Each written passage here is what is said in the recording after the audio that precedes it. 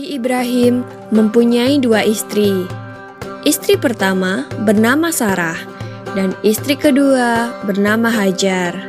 Sarah melahirkan seorang anak laki-laki yang dinamakan Ishak, dan Hajar melahirkan anak laki-laki juga yang bernama Ismail.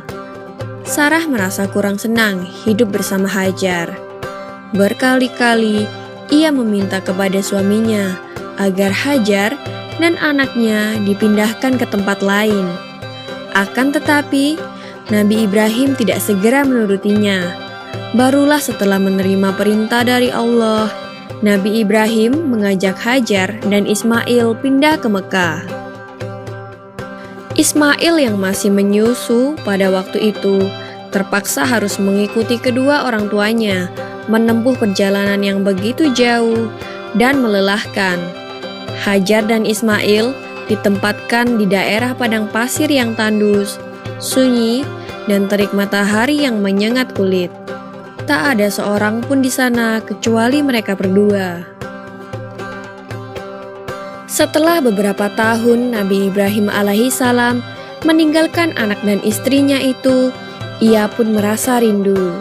Beberapa kali ia mengirim utusan untuk melihat keadaan anak dan istrinya itu. Dan ketika utusannya mengatakan bahwa anak dan istrinya dalam keadaan yang baik-baik saja, Nabi Ibrahim pun merasa lega. Ternyata kehidupan istri dan anaknya itu diberi serba kecukupan oleh Allah Subhanahu wa Ta'ala. Hajar dan Ismail dianggap sebagai pemilik dan pemimpin di Mekah, karena mereka berdualah yang pertama kali menetap dan bertempat tinggal di sana. Demikianlah Nabi Ibrahim tidak dapat menahan kerinduannya. Ia pun berangkat ke Mekah dan bertemu dengan Hajar dan Ismail di padang Arafah. Anak dan istrinya itu sedang menggembalakan hewan ternak yang cukup banyak. Dalam perjalanan pulang ke Mekah, setelah menggembalakan ternak, mereka beristirahat di Musdalifah karena kelelahan dan akhirnya tertidur. Dalam tidurnya yang sebentar itu, Nabi Ibrahim alaihissalam mendapat wahyu melalui mimpinya. Ia diperintahkan oleh Allah untuk menyembelih Ismail. Anak kesayangannya itu harus dikurbankan sebagai bukti patuhnya Nabi Ibrahim terhadap Tuhannya.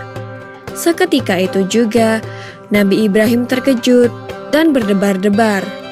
Tampak begitu beratnya ujian kali ini.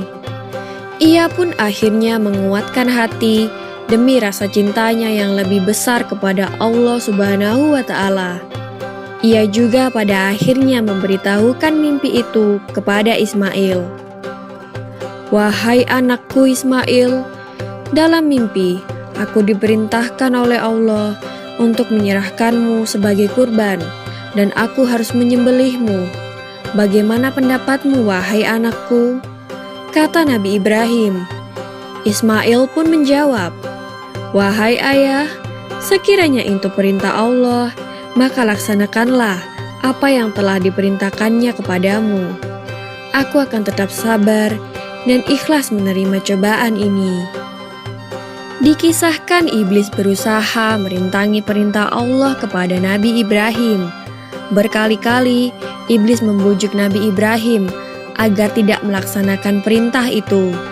Namun Nabi Ibrahim tetap melaksanakan perintah Allah, dan godaan iblis yang begitu dahsyatnya tak akan mampu meruntuhkan ketaatan Nabi Ibrahim kepada Allah.